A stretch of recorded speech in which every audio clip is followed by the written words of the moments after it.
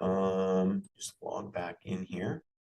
And this is actually what you will see going into the survey. So in the demographics section, just really quickly, designating your industry, the size of your company, number of employees. Those are some of the things that we ask. We'll ask you your NAICS codes, your estimated replacement value. These are all things, or a number of these things you're going to see as being available in the reports in order to compare yourself against other companies like yourselves.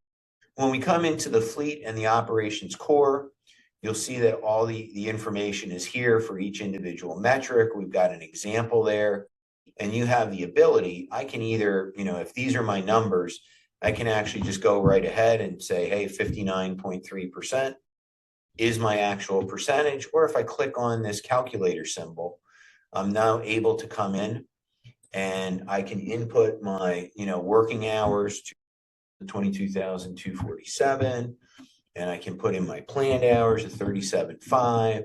And when I go to save that, it's going to do the calculation for me, which is really nice.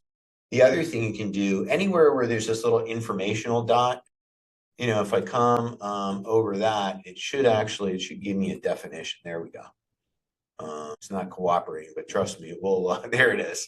It will give you, planned hours. Here's the definition of what that means.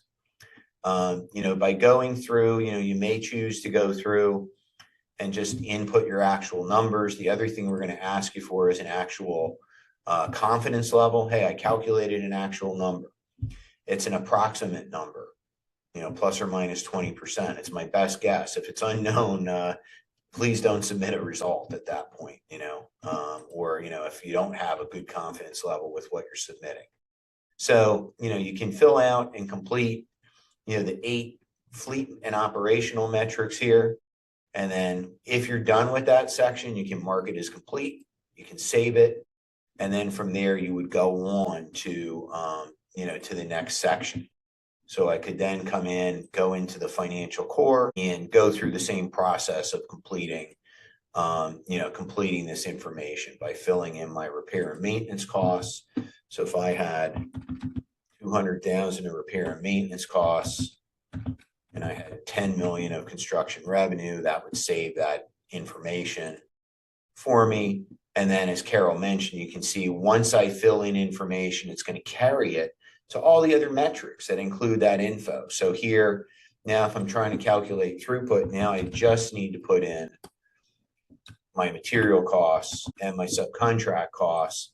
And now it's going to go ahead and it's going to calculate the throughput. So that is, how you would go about, going through this. And that's one way to basically complete the comparator.